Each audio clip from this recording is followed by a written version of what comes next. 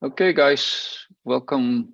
Good afternoon for US viewers and evening for the European viewers. Today we're having our friend Eric showing some of his secret saltwater flies and probably some new tips from Al. Maybe I still need one of his secret stackers. I'm sure he'll send me one day. And well, it's all yours, Eric. All right. Um, I am not the expert from the Florida Keys who's been interviewed. I have made one trip to the salt in my life. It was about 5 years ago.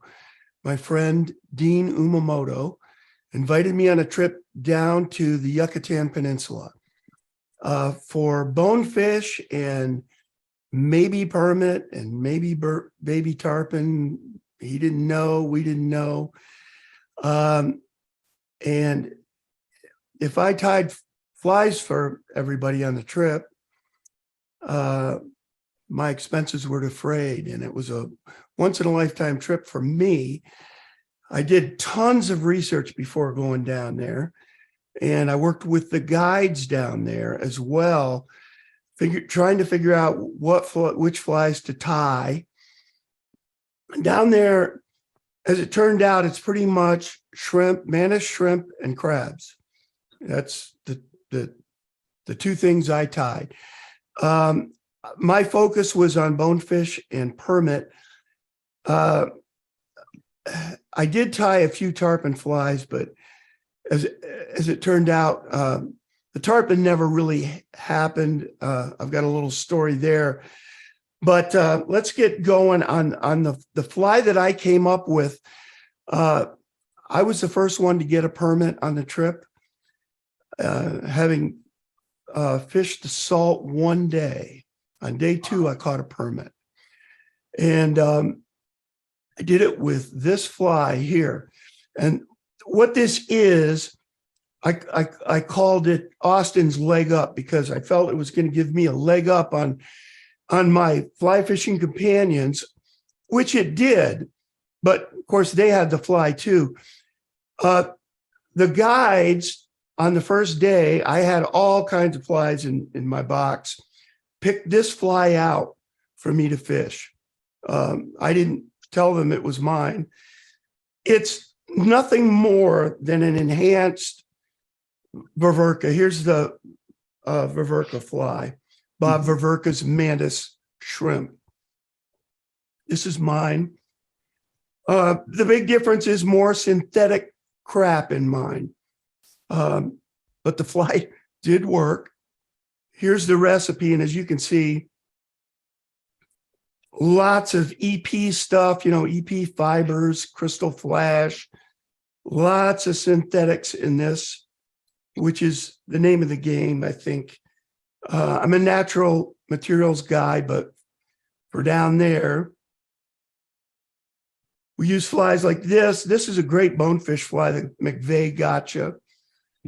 This exact fly caught all the bonefish we cared to catch. And this is pretty much all we used in this color. They told me that for Chetumal Bay down there, orange was the way to go. This Nice. is the Grand Slam crab. Tied up a bunch of these, and 2 more permit were caught after mine by a couple of the guys on the trip, and they caught them with this fly. And again, the body on this is EP fibers. Sort of like this. This is an EP crab. So this is the Grand Slam crab. This is the EP crab. This is a variation that I did on Martin White's crab pattern. He's a YouTuber and has a wonderful channel. I think, sounds like he's from Scotland, but he's down, I think, in New Zealand or something. I don't know. wonderful fly tyer. I proceeded to take his pattern and enhance it, so to speak, by putting a bunch of epoxy on top and then pouring sand on that while the epoxy was wet. And then once the epoxy dried, I dumped all the sand off because I wanted the shell to look like sand, because a lot of the crabs get sand on their shells, and their shells are made to look like sand. I went to Joann Fabrics and found 3 big bags of sand of different types and colors. And this fly was one of the most unsuccessful flies I've ever tried to fish in my life. In theory, it seemed like it should be great. But because of the sand and the depth of the epoxy, first of all, it had tons of wind resistance. And second of all, it weighed a ton. It was impossible to cast, even with a 9 weight. So I've renamed this fly Eric's Debacle. So those are the flies we fished, and I'll show you now how to tie the one I came up with for the trip.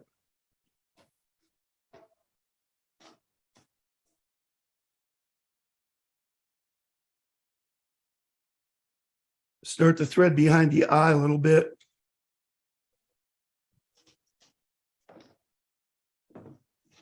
Posted, I don't know what that is, the 1/5 mark on the hook or so. I want to leave some space up here for sure, but I don't want to get this too far back.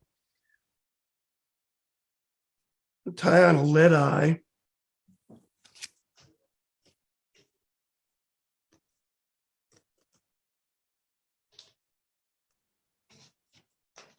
I want to talk a little bit.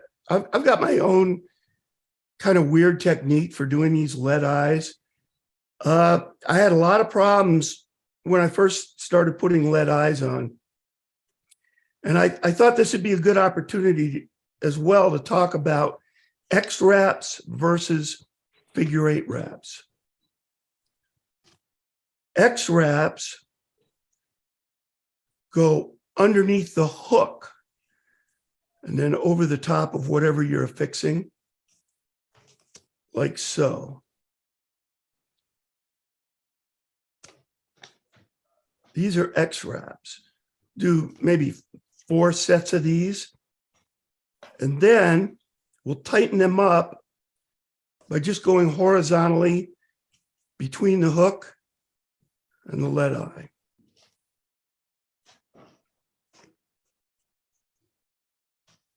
I'm going to throw a little crazy glue on here. And now I'm going to do figure 8s, but I'm going to do, these are actually reversed. The thread is reversed here. And these wraps go underneath the material to be affixed, not underneath the hook. They're just like X wraps, except they're 90 degrees different. Okay, and that now I'm gonna tighten them up with reverse wraps. And the theory is that the 2 sets of wraps will work against each other. And I'm going to reverse the thread back and do a few more X wraps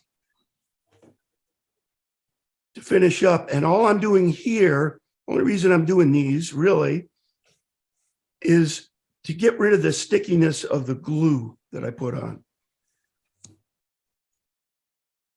These are EP Fibers Tan. And I think on the recipe, I call this a tail. It's not a tail. It's actually the front of the shrimp.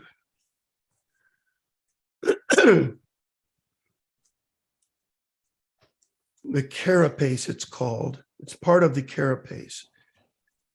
So get a bundle about like this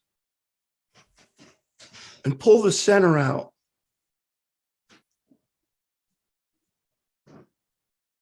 All right. And then measure it, hook length.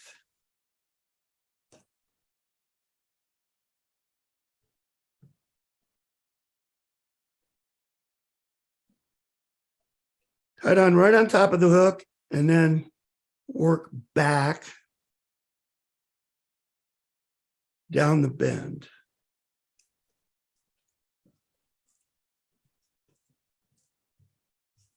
Cut this off even with the eyes.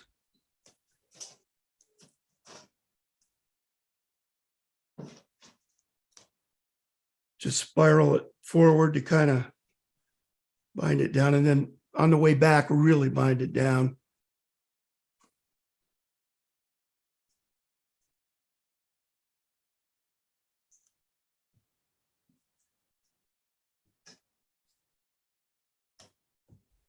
Now this fly is tied upside down and backwards, both. So the front of the fly is actually this. From here on, I'm going to try to call this the weight, not the eyes, because there's another set of eyes, real eyes that go up front. The next thing to go on, just adds a little flash,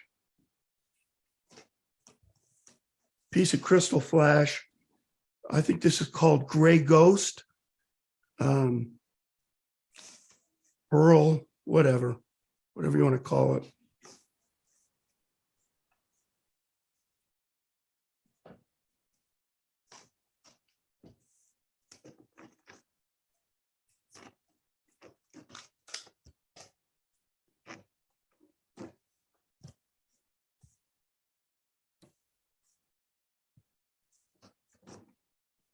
Sure, there are 10 better ways of tying all these legs and so forth, appendages on. This is how I do it. I think I called this is black pearl crystal flash. I think I called this the antenna, which is ridiculous. It's not an antenna at all. It's feelers that the shrimp have out there. There's a very complicated Latin name for these. I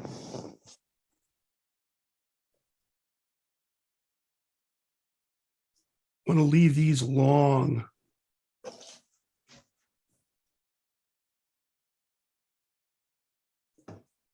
And I leave everything long because the guides will cut the legs to the length they want, and they have very definite ideas about that.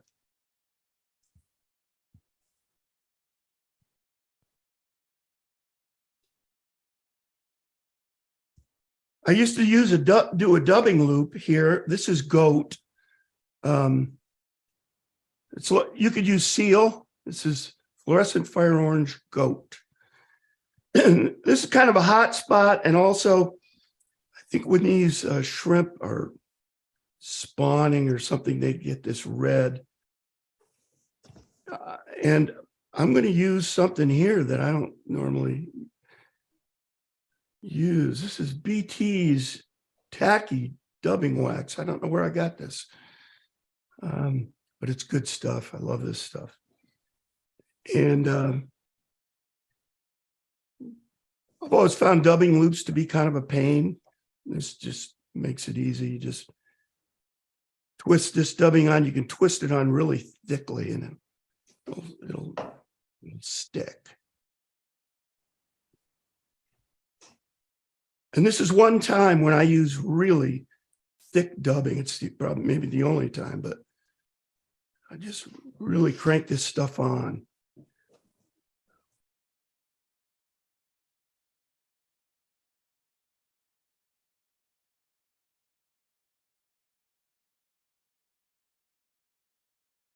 All right. The thing that goes on next are the eyes. I made these eyes from beads I bought at Joann Fabric.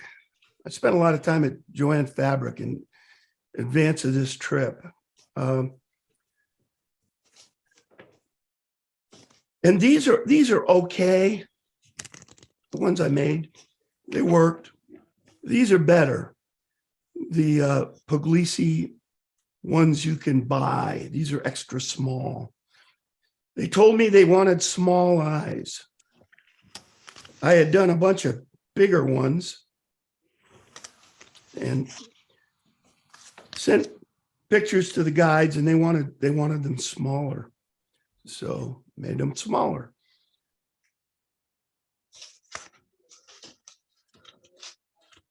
So I tie it in so it extends about halfway up the front of the fly.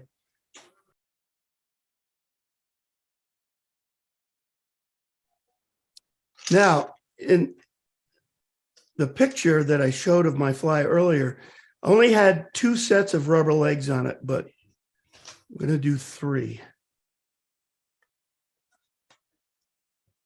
on this one. And I really think that they should have 3, because I think these rubber legs, you know, give it all that action as you're stripping it. You're stripping it this direction, pointing to the right here.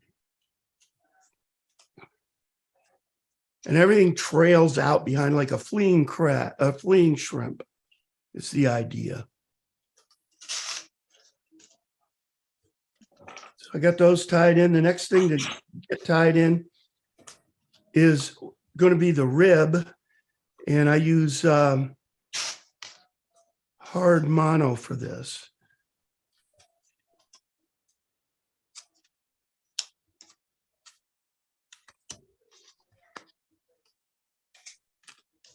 Lighten these down a little bit here.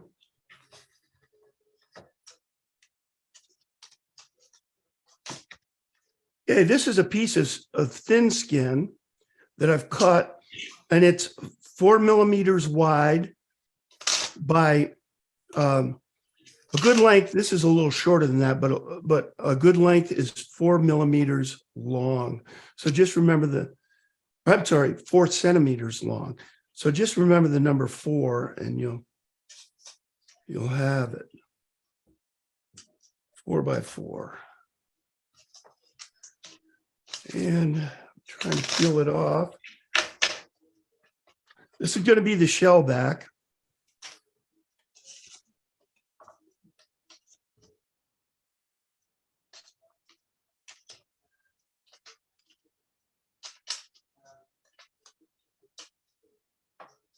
Here's a trick for you.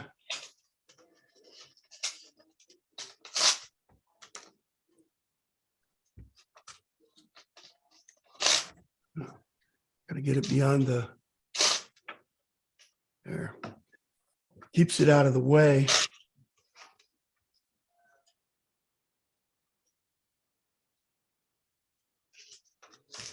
All right. This is called woolly critter brush. And this is tan. Everything is tan. The EP fibers are tan. This is tan. The thread is tan UTC 140. It's all tan. You can use sand as well. Another good color. A lot of these synthetics, they come and go. That's why I don't like synthetics. You never know what's going to be in stock. Take this about halfway down.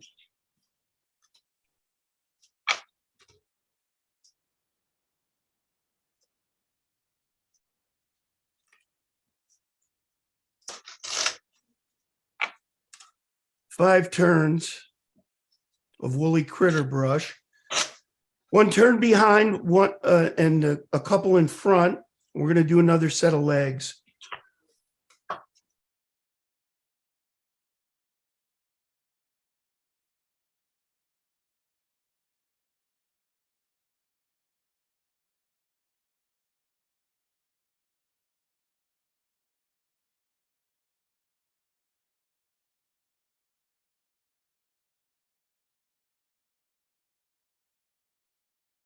Now we're going to take this remaining brush and just do a figure 8 here.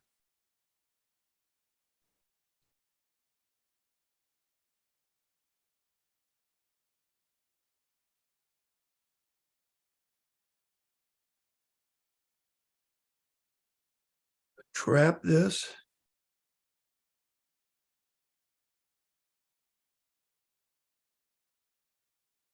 Maybe twice.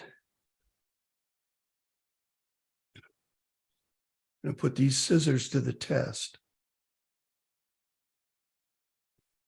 They passed, but just barely. Wire cutters are better for that.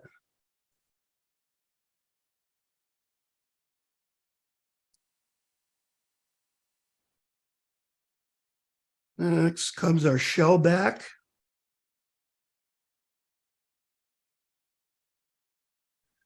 I'm going to twist this thread up. From here on, I'm going to be using a lot of force.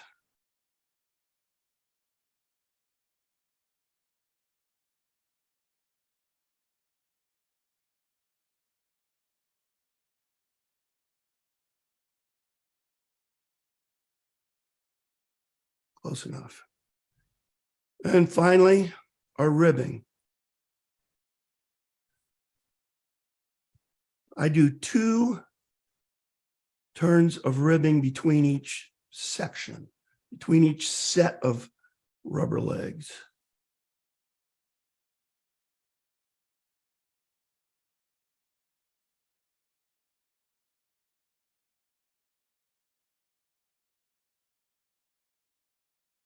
This is hard to bind down because it's the hard mono. It doesn't fold nicely. It's hard to fold over like this, but I want to do that.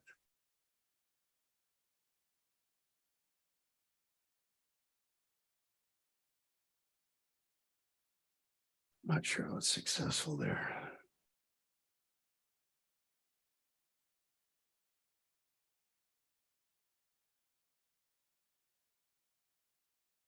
I figured the hard mono would be would protect better with the teeth, but I'm not,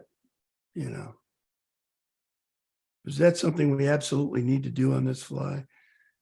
Probably not. You could probably just use regular everyday mono and be fine.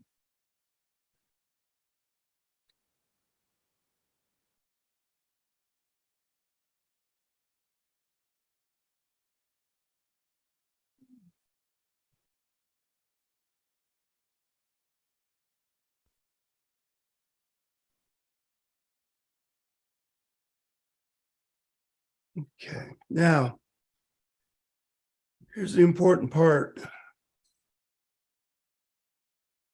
want to really brush everything out hard, big time. Make it look shrimpy, like lots of legs and stuff sticking out. I would say make it look buggy, but it's not a bug, it's a shrimp.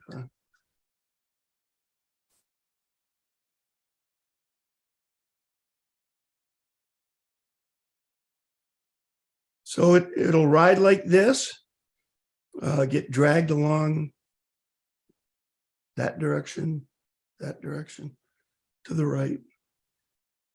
And that is Austin's leg up. Got one more thing I want to show, if it's all right. I've got 3 pictures from the trip. This is the view of Chetumal Bay from the second floor of our house that we rented for on the trip. This is me all decked out in my Foreign Legion hat.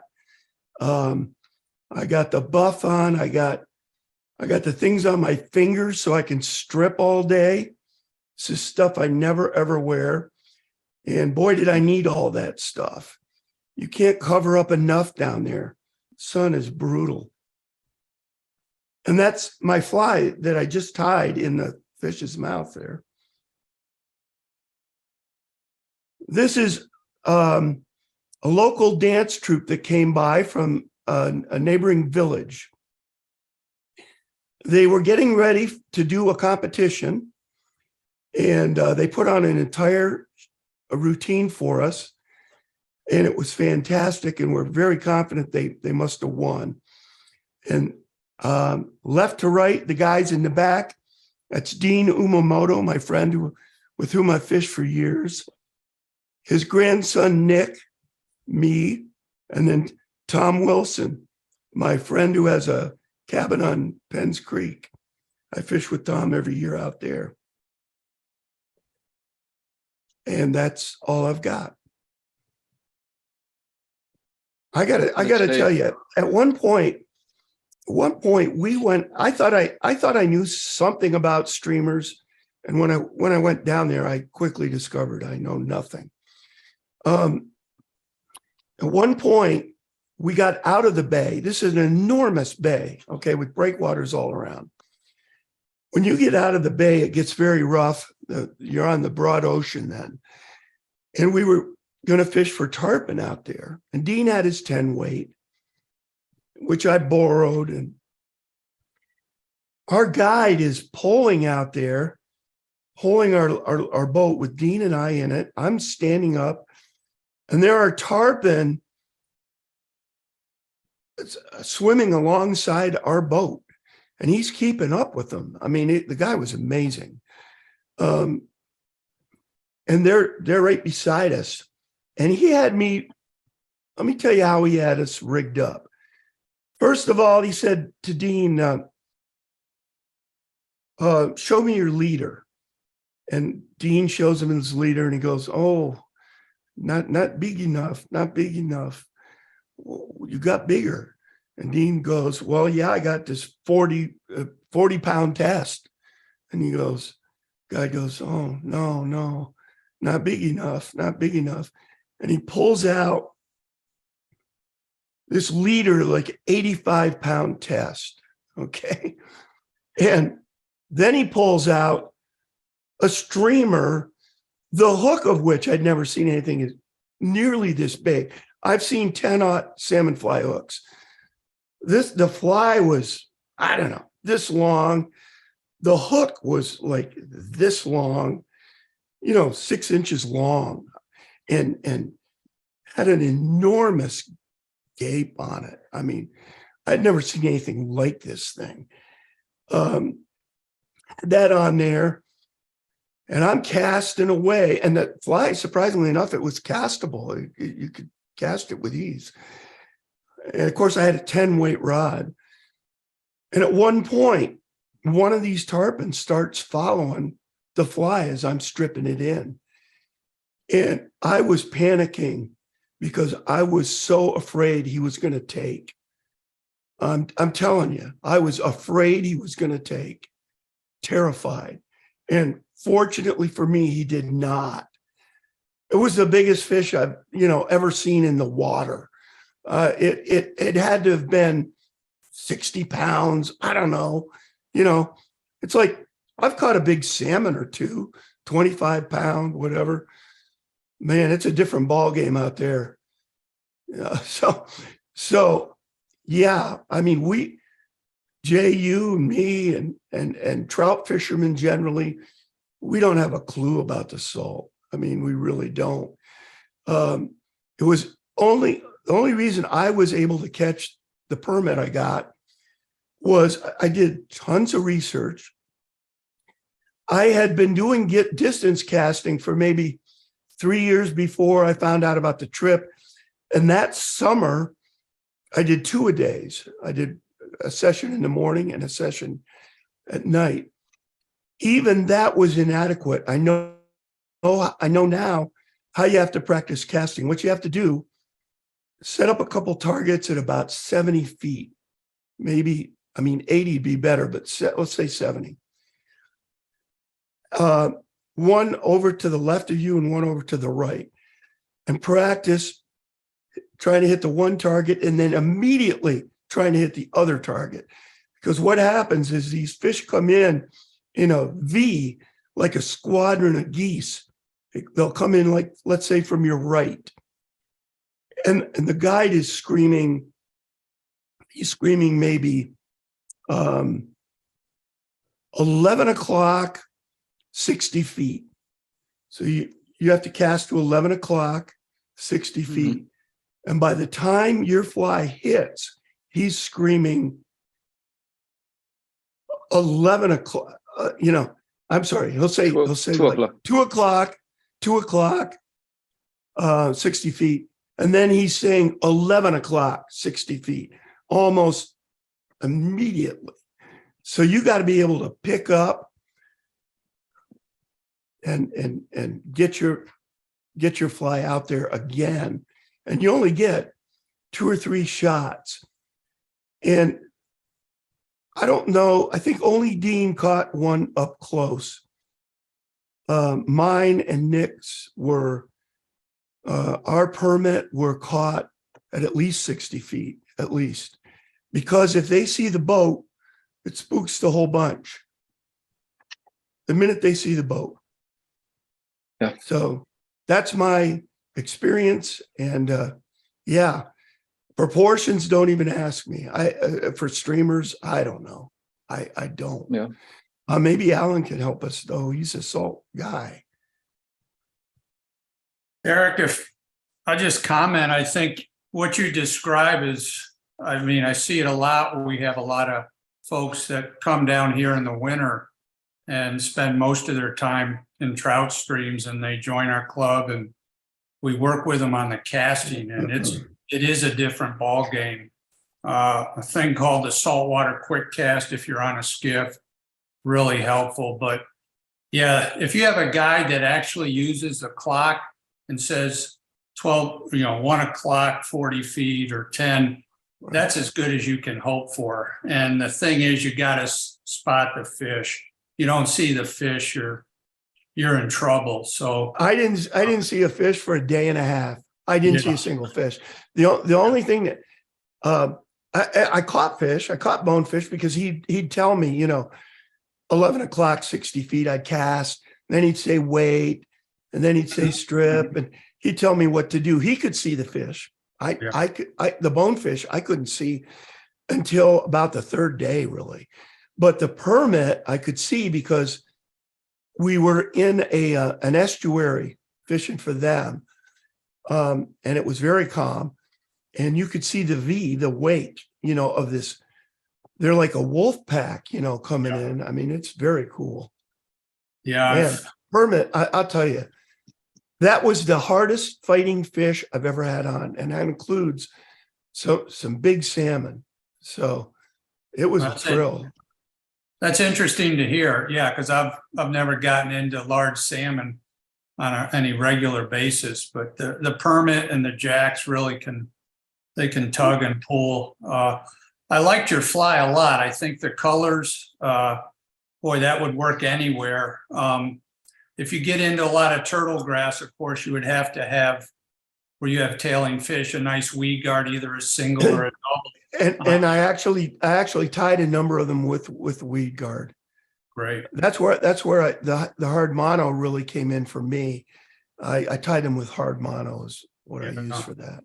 But the proportions, the proportions, like when Al and Gretchen and other tires, measuring out, it's like, that's all new to me. I mean, the precision of, about the size of the gap or the hook shank. Saltwater is a lot more forgiving in that regard, I think. If it looks good to you, you're happy, Yeah. I felt that the fish were not selective, not. Would Viverka's fly have worked as well as mine? And it's got a fewer components to it? Probably. Yeah, probably. Who knows? Yeah, but there's nothing like coming up with a pattern of your own and having success with it. And especially to go on your one trip and to get a permit, that's quite an accomplishment to be proud of. I was very proud of it. I'll tell you, I was not expecting it. I would have been happy with a bonefish on the trip, and they were great. They super fast, but the permit seemed even faster to me. I mean, I couldn't get over They're a lot more That's right. erratic, I think, too. Yeah. oh yeah, Yeah. man, I had a heck of a time getting that fish in, I'll tell you. Mhm.